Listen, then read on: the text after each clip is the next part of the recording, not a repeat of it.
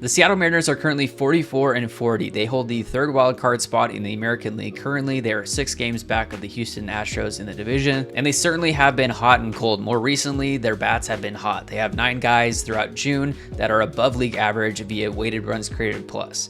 They also have a guy behind the plate named Big Dumper, who is currently on pace for 63 home runs and 136 RBIs as a switch hitting catcher. Seattle Mariners radio broadcaster Gary Hill Jr. joins me today to talk through the Mariners season up to this point, where they might be heading at the trade deadline later this month. We get a prediction at the end of this episode of how many home runs Cal will end the season with, maybe how many stolen bases, and much more. For more Mariners content like this, make sure to like and subscribe to the Couch GM on YouTube. Make sure to find me across social medias for short form, and let me know your thoughts in the comments below on the Mariners season so far, and give this episode a share with a fellow Mariner fan. And this podcast is sponsored by Black Label Supplements. If you're an athlete looking to take your game to the next level, you need to train properly, recover properly. Black Label Supplements is a third-party tested, athlete-approved supplement company based here in the Pacific Northwest. I personally use all of their products, and I highly recommend. You can use code CouchGM for 15% off your next order with Black Label Supplements. And since you're a baseball fan, you need to get geared up properly. You can check out Baseballism. Use code CouchGM-15 for 15% off your order. They got tons of cool Mariners gear,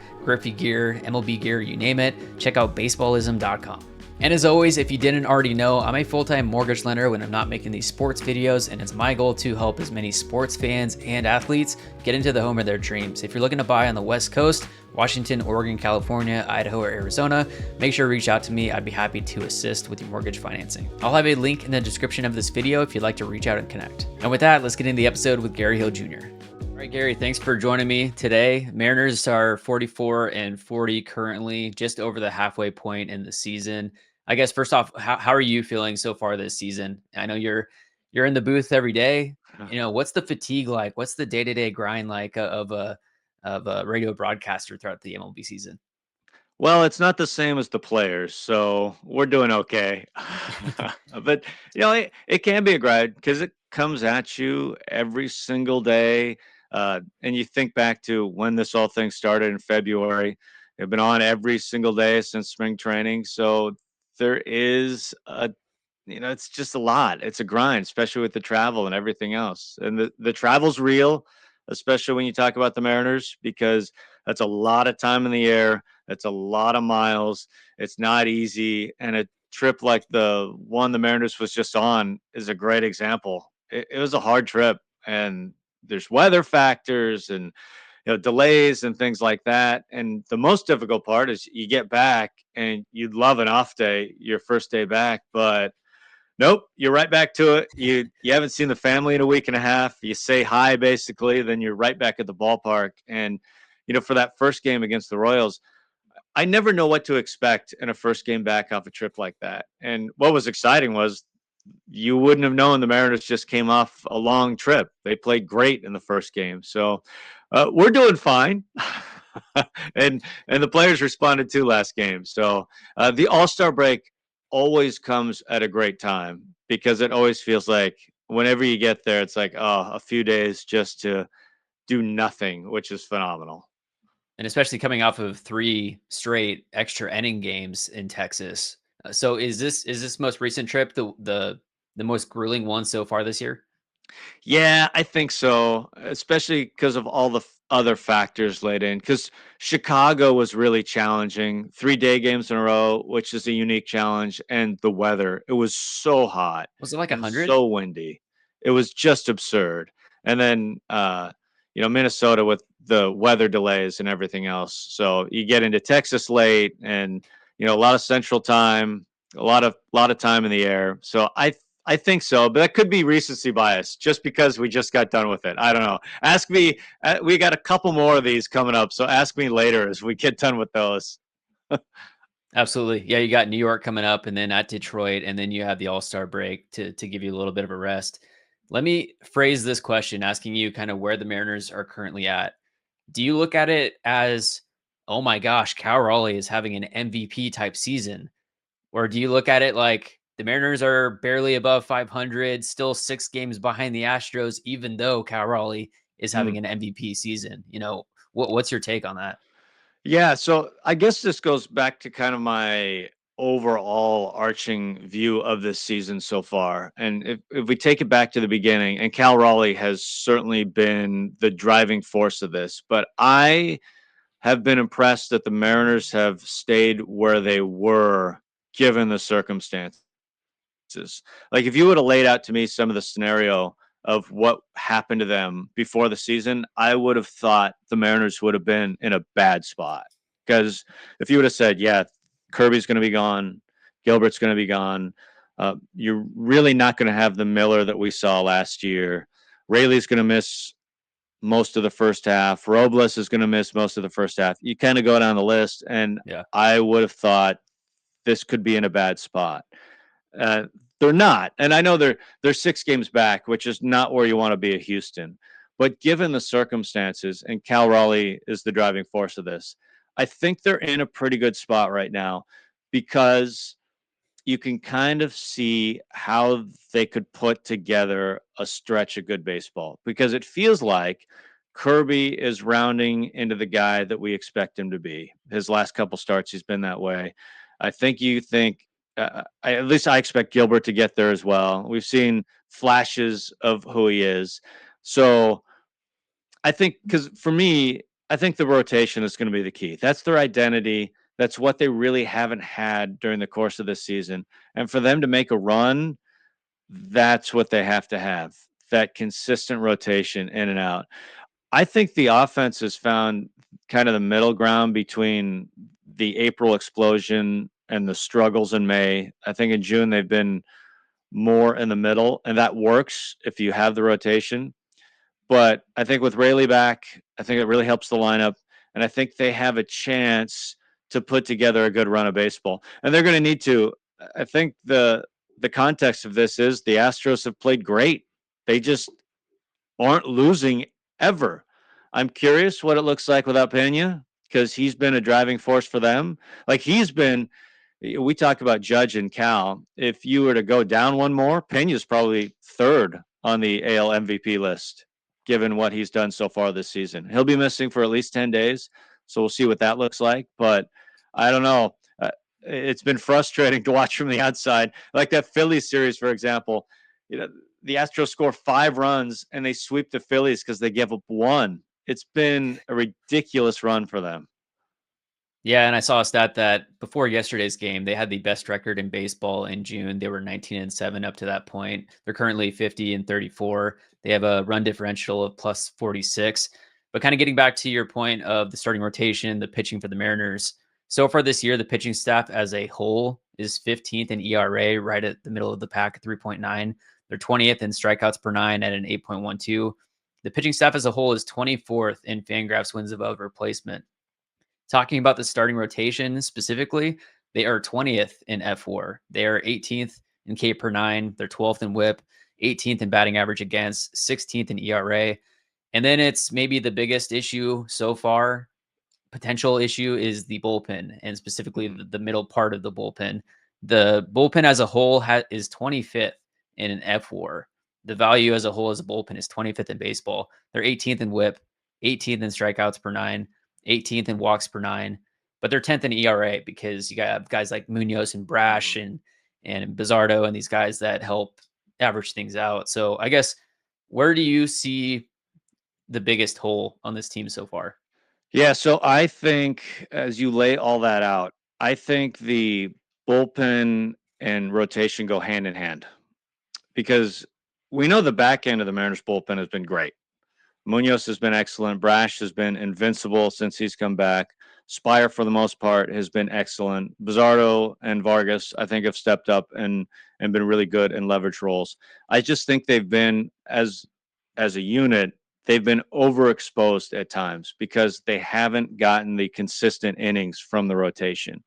And so, what made the Mariners so special last year, and not that they'll necessarily achieve where they were last year as a rotation, but hopefully they can get a little closer as the season continues.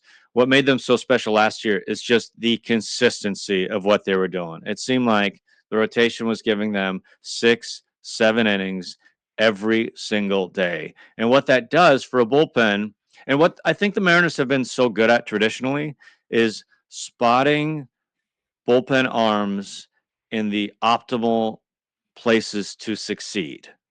And I think that's partly what's made them so good and matching up, being optimal. It doesn't always work out, but it gives bullpen guys the absolute best chance. Now, when you're not getting the innings from the starters, some of that's taken away. And there's been a lot of days where, hey, 2 guys are down, 3 guys are down. And so you do whatever you have to do to try and get it to the end of the game. And sometimes the matchups aren't optimal, but it is what it is at that point.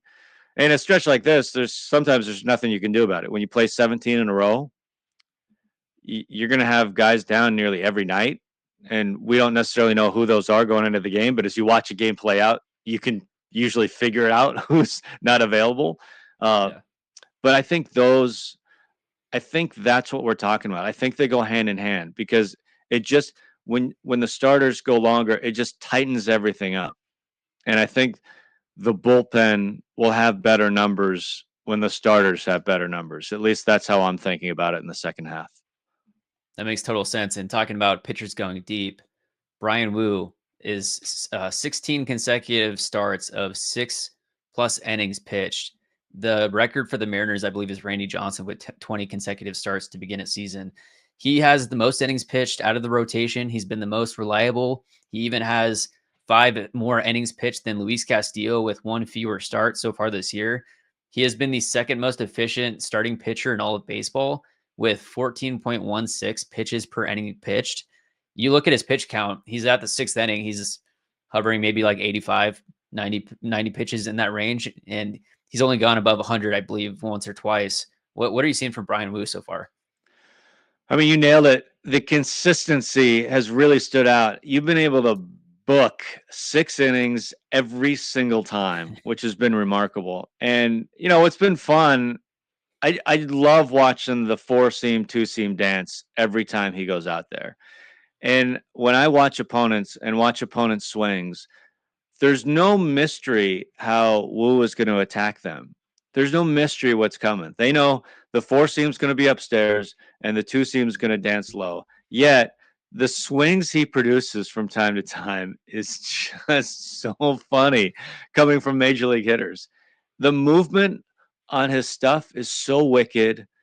He's just so smooth. He's so fun to watch, just knifing through major league orders. And it's surprising whenever he gives up, we've seen a few times him just cruising along and then he gives up like a home run in the 6th inning. And it's like, whoa, I didn't expect that just because he's been so, it's made it look so easy, I guess is how I think about how he usually goes about it. But he's been such a rock for the Mariners and critical. I think the same thing about Castillo. Through just all the heartache through the rotation in the first half, they've really been able to count on Wu and Castillo. And there's been several times where bullpen's been dead. They've needed 6 or 7 innings, and he's given it to them every single time. And, as I was thinking about his season today and thinking about kind of where he's at in terms of, all-star game, that sort of thing. And I think it's tough because I think the most competitive all-star spot right now is starter in Major League Baseball because you look at some of the seasons starters are having, and it's out of control good. And the American League is phenomenal. And I think Wu is a top 10 starter in the American League, which is saying a lot because there's guys having great seasons, Hunter Brown and Skubal and Fried, DeGrom, Crochet.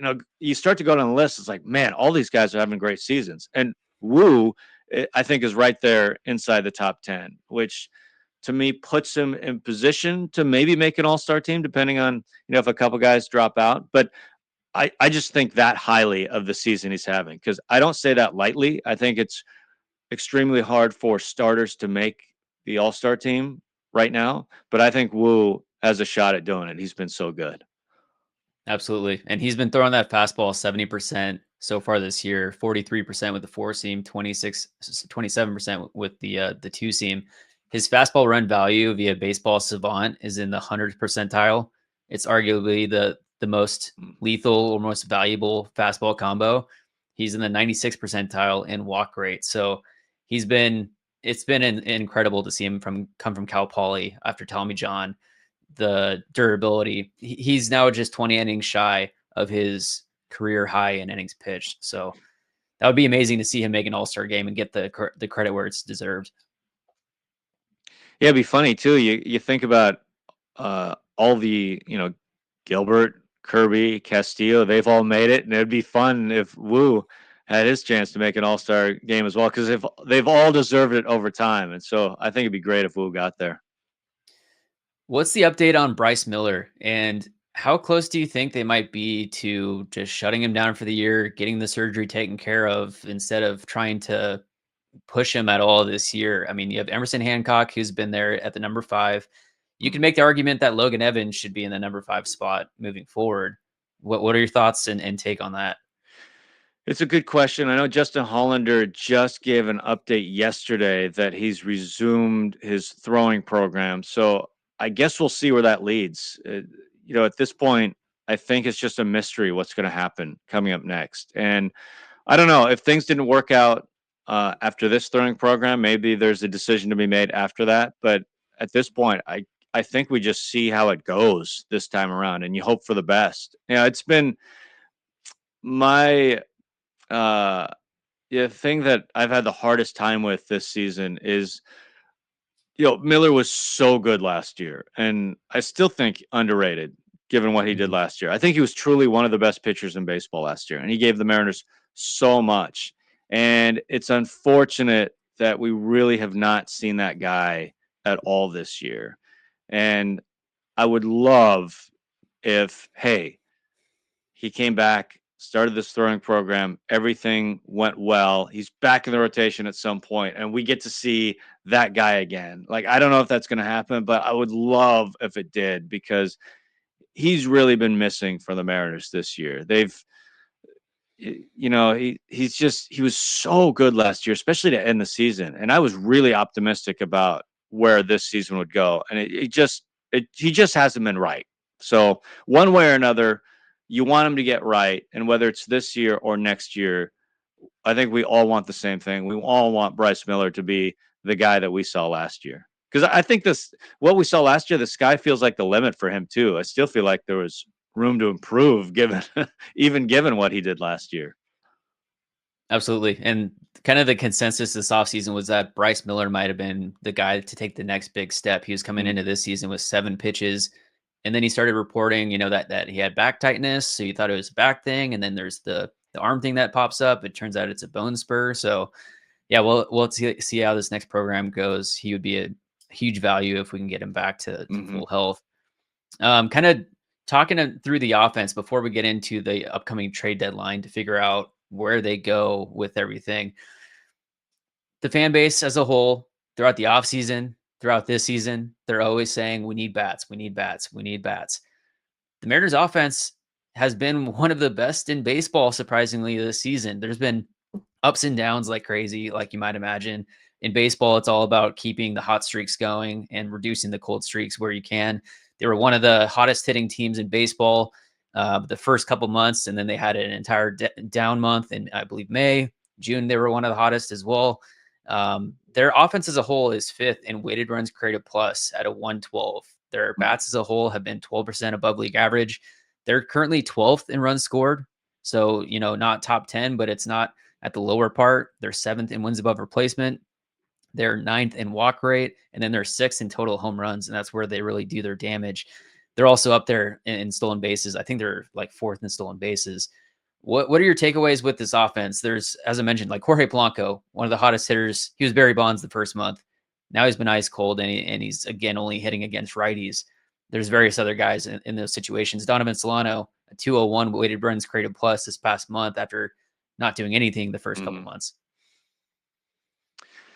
Yeah, it's been kind of a wild ride, I think, offensively this year. They were so great in April, and part of that was Polanco. Like, Cal was amazing, but then Polanco was kind of right next to him. And then in May, we saw a lot of the production drop off. Cal was still Cal, and they really were searching for production outside of that, because when you compare the numbers side by side, for me, the biggest difference was they weren't walking as much, they weren't getting on base as much, and they weren't hitting as many homers.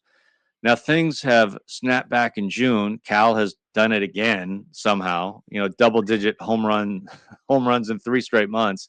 The difference for me, the lineup has been longer, especially in this recent stretch. And you hit on Polanco has been a big part of, or Solano has been a big part of that. He had an excellent road trip. He's been the guy the Mariners were hoping they had when they signed him.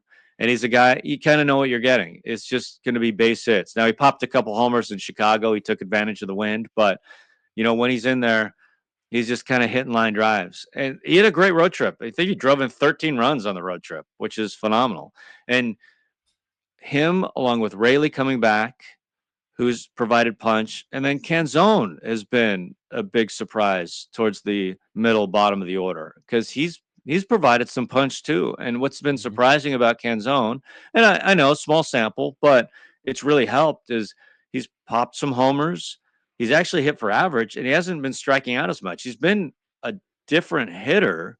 We've seen the good, and what we've seen from him in terms of good is just that pull power. But we've seen some other aspects of him as a hitter that we haven't seen before. And so I'm curious to see like what sticks as this season rolls along. So, Garver had his moments too on the last trip. Cole Young, I think, has been, you look at his overall numbers and they don't stand out, but he was 1 for 19 to start. So after that, though, he's batting well over 300 and kind of doing his thing. He's shown some double power, that sort of thing. So I'm interested to see where that goes as well. So all that being said, I think they've been deeper and more productive as an offense. Now, could they still use another bat at the deadline? I think so. I think it would really help. I think in the middle of the order, it would really help, especially how I kind of think about how things are going to look in the second half, because I'm curious how teams are going to approach Cal Raleigh moving forward. And we saw it in Texas, and we saw it against Minnesota, where Cal has torched both those teams. He's 5 home runs apiece against both those teams this year, and I think they both were like white flagging this thing. Anytime that they had a chance to with guys aboard, they put them on. So there's going to be opportunities for the guys behind them just to hit with guys aboard a lot, because JP has been getting on base. Cal, the overlooked part of his game is he's top 10-ish in on-base percentage. It's not just the home runs. Like, he's aboard all the time. And you hope Julio gets on a hot streak as well, because he's been hitting the ball hard in Texas. I know it's been singles, hasn't been a lot of power, but he's been hitting the ball hard, which is good. So there's going to be opportunities for whoever's batting fourth, fifth, Raley or Rosarena, guy at the deadline, unnamed player, that sort of thing. And so you can see how they could continue to be a productive offense moving forward. So I'm pretty optimistic that they're in a good spot offensively right now. Cal, as of yesterday, was second in intentional walks in all of baseball, tied with Shohei Ohtani and only behind Aaron Judge. And we're going to be seeing that much more often the rest of this year. He's on pace currently for 63 home runs and 136 RBIs.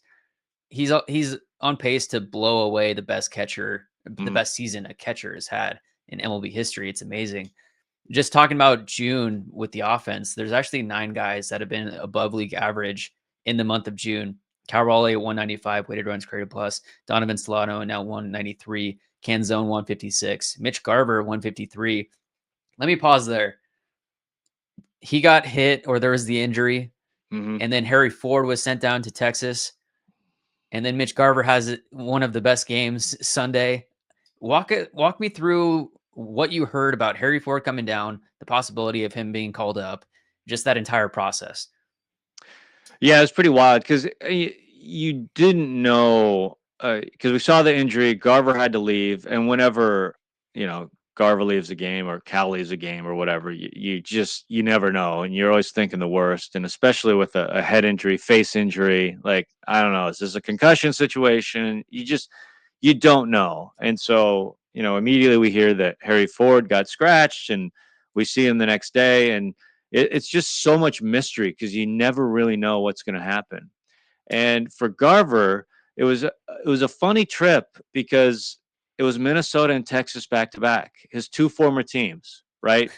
And so I was thinking about this trip from his perspective and going through the injury and the struggles he's had. And he had so many big moments in both those cities. Like you think back to Minnesota, and it was that 31 home run season where he won the Silver Slugger, and for the Rangers being a key part to winning a World Series. And he just hasn't been able to capture that magic in Seattle. And so it's funny how it played out in Texas, especially that final game, how he just almost single-handedly took it to his old team, driving in a couple runs and then hitting the critical two-run home run late that really gave the Mariners the breathing room they had to have because, as we know, they were done when it came to bullpen. They had one guy left who hadn't pitched in a big league game before, which is not where you want to be in an extra Yeah. inning game. So I think it's purely coincidence, by the way, that Ford happened to be there and then he has this monster game. Like I don't think it Right. was like, Extra motivation or motivation. whatever. Yeah. Believe me, and every guy's like this. Like no one feels struggles more than the guy struggling, right? No matter how frustrated we get from the outside watching a guy struggle, it's not worse than the guy himself because nobody wants to succeed more than the player.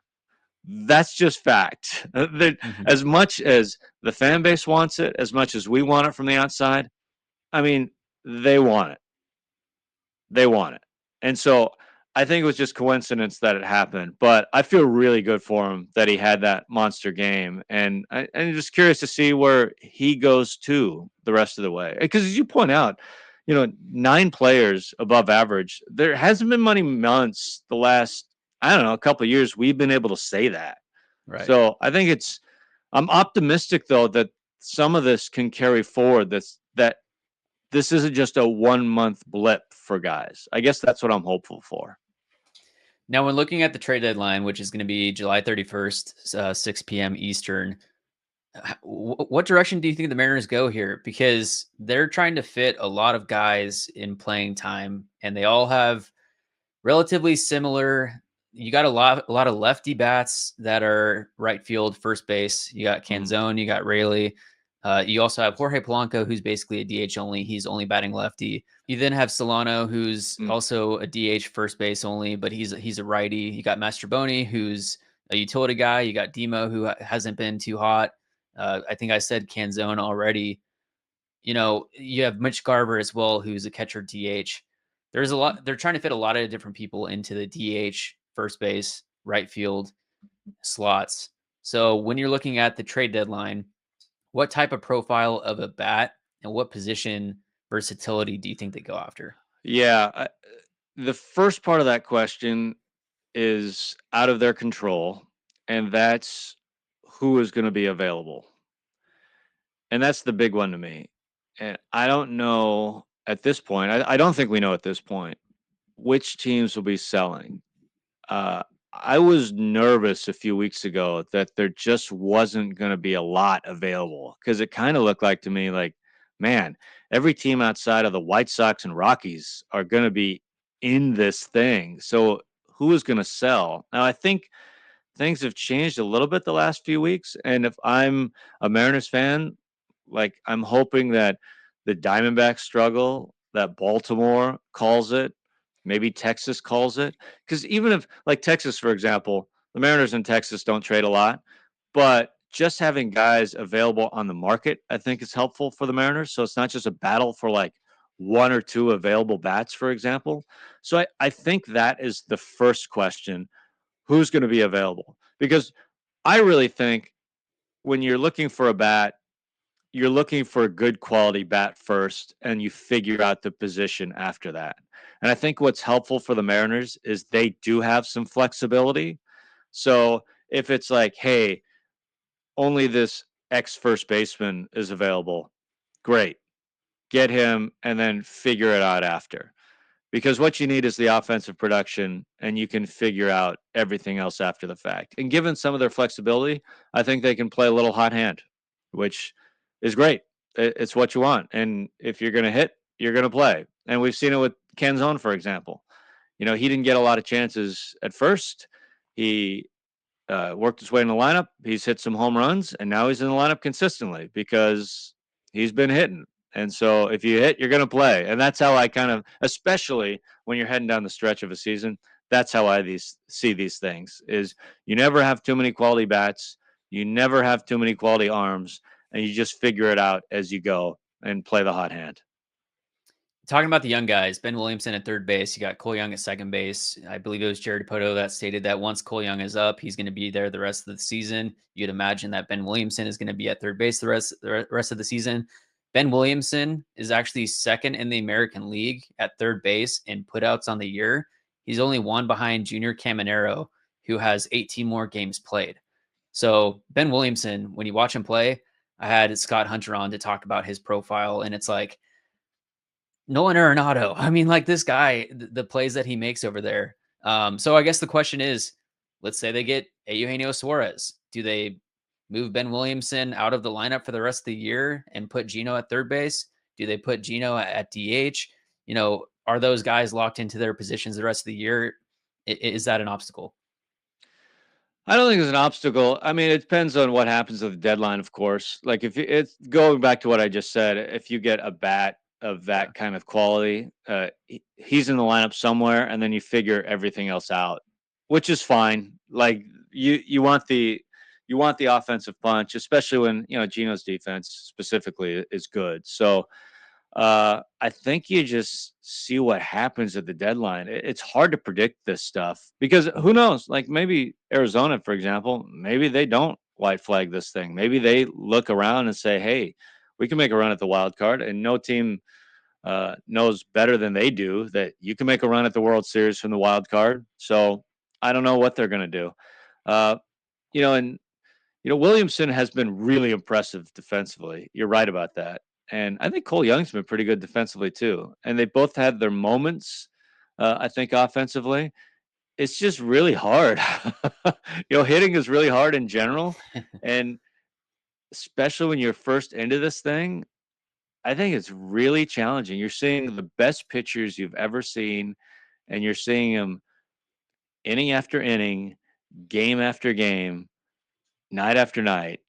Like it's really difficult. And we've seen some adjustments along the way. We've seen teams adjust to Williamson. So it's a work in progress. But I don't know. I guess I don't look at that situation as a problem. I look at it as a good thing because you've added a good hitter, and then if you have to move some pieces around to figure it out, then you figure it out. But I think either way, he'll be a valuable part of Williamson specifically, be a valuable part of things one way or another for the Mariners the rest of the way. Absolutely. And kind of looking at the teams that you described earlier of currently in the race, you have the Rockies that are out of it, the Nationals, likely the Pirates, the Marlins. It seems that the Braves are close to being out of it as Yeah. well. And then in the American League, you got the White Sox, the Athletics, the Orioles surprisingly are pretty much out of it. And then you have a lot of teams that are fighting for that third wild card spot in the American League and the National League. There's guys on the Angels that the Mariners could pursue. There's guys, like we described, the Diamondbacks. They also have Josh Naylor with an expiring contract as well. Mhm. Um, and then as far as like the bullpen is concerned, do you think that they go after more of middle guys, or do they go for closer types and just extend that back end as far back as they can? That's a really good question because I think they could use some more swing and miss in the bullpen, and I don't think that necessarily means closer. I think that could be just a stuff guy, a strikeout. It's funny how much more value a closer has at the deadline opposed to just like a setup guy with really good stuff. So, Mhm. just in terms of what it takes to get a guy like that, I think there's usually a pretty big difference. So I just looking at the situation, I think it would be more likely it would be just kind of a stuff reliever setup guy rather than a big name closer, which I don't know. I guess I haven't explored it enough to think about who some of those guys would be at the deadline, but uh, I think it would be helpful to add another swing and miss guy to the Mariners pen.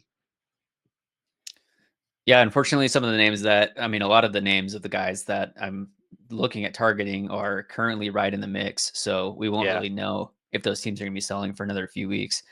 Um, I mean, yeah, this thing too may come down to like a day before. I mean, that's how close it may be for some of these teams, whether they're gonna have to wait to the very end to make the call. Because you never know. Like, there's still some ways to the deadline. Like, what if the Diamondbacks win 10 in a row?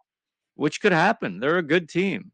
What if they lose 10 in a row? Then it's pretty obvious. But those are the kinds of things that can happen between now and then, and that's just hard to predict. any insight on any guys that are working their way up through the system that might be able to make an impact at some point? I know Brandon Garcia was a name that we should see him at some point, or hopefully see him at some point this year. Yeah, the indication too, going up to Tacoma, it feels like that's closer than it's ever been. And I think they could use a second lefty at some point, given Spire is it.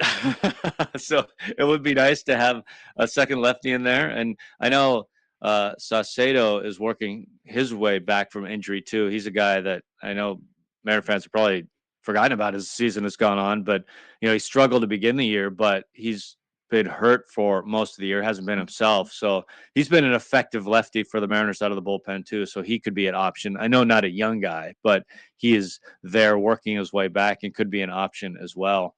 But in terms of it doesn't seem like there's anyone else, especially position player wise, that in terms of young guys, it seems like they're here. Like Williamson, we thought could possibly make an impact this year. Cole Young could possibly make an impact this year, and they're playing every day. So they're kind of here in terms of those two pitchers.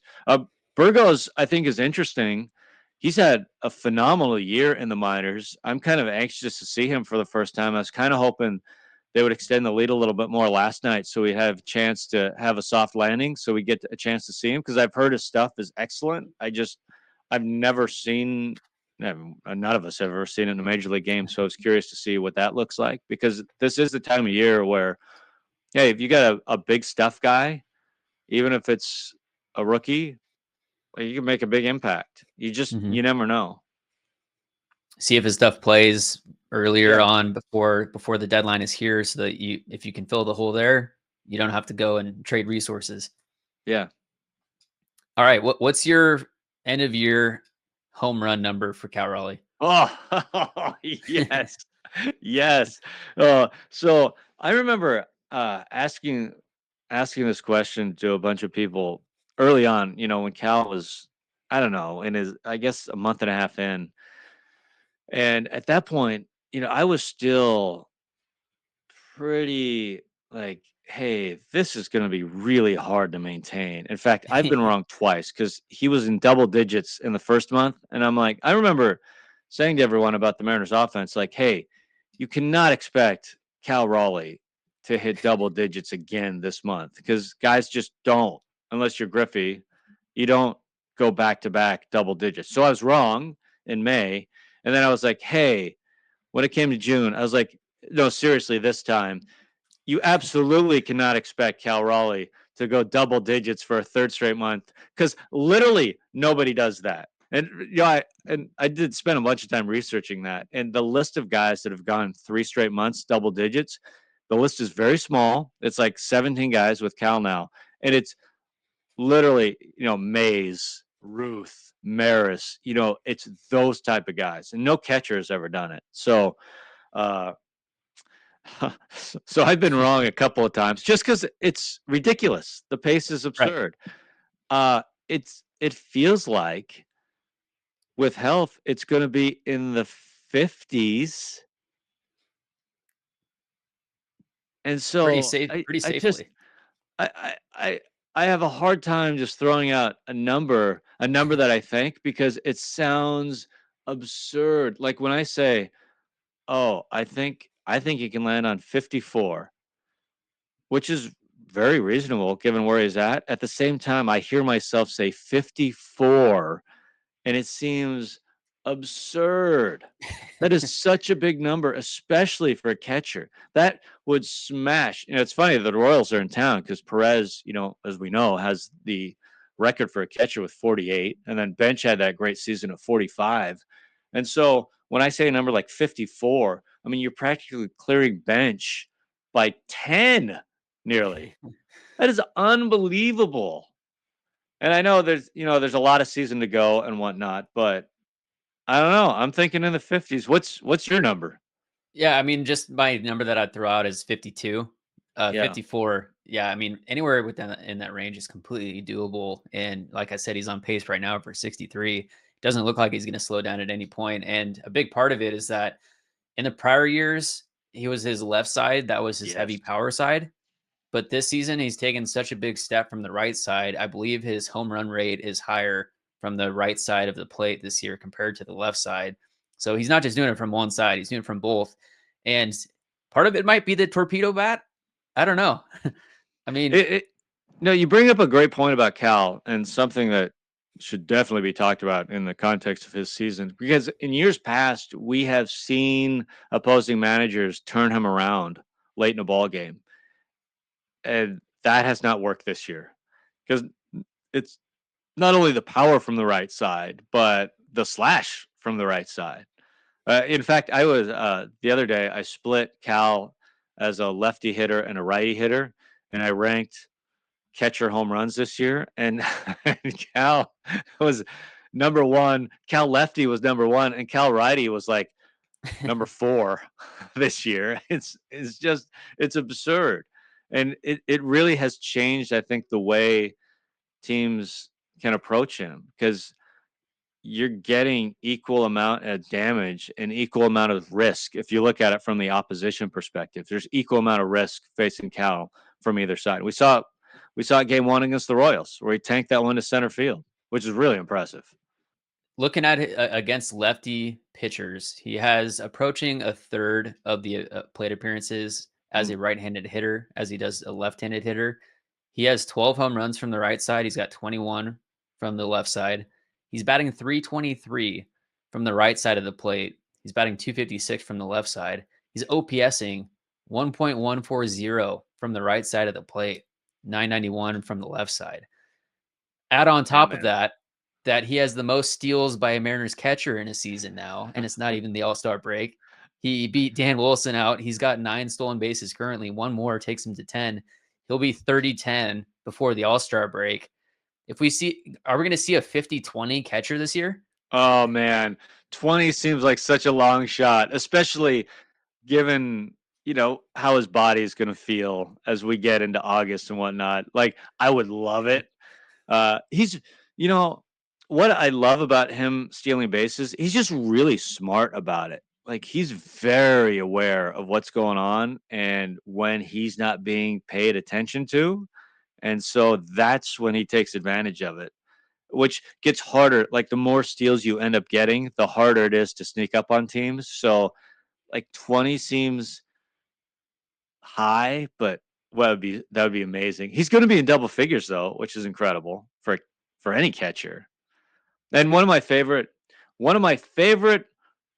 baseball things. I love when guys homer and steal a bag in the same game. I just think it's super cool. Mhm. And Ricky Henderson did it a ton, and Cal now has done that a few times. And the fact that a catcher hitting a home run and stealing a base in the same game, I just think is so great. And he's done it a handful of times now, which is fun. The last stat, and then we'll get you out of here. This is from Optus Stats. Cal Raleigh has recorded at least 9 home runs and multiple stolen bases in each of the last 3 calendar months. No other catcher Mm, has done that in 3 different calendar months over his entire MLB career. wow. Wow. So there's stats coming out every day. You got to Yeah. check the game winning stat from Alex Mayer to see what's going on. But I mean, he's putting up an insane year, and there's a lot of positive from this team, even though you, they're never quite where we want them to be, but No, they're still in a good spot. yeah, I think so. It's funny too that you mentioned this, take you behind the scenes a little bit. Like there's so much history that Cal is kind of wading through every game. Aaron Goldsmith and I, before every game, we talk out like just so we're both on the same page and aware. Like there's so many numbers and there's so much great that is happening with every home run. We really talk it out just to make sure, like, okay, when Cal hits a home run tonight it's this, this, and this, right? Yes, that's what it is. Or what's because usually the conversation is, okay, when Cal hits a home run tonight, what's the most important thing out of this, this, and this? Because we think about it in a home run call, like you can't list everything because there's so much.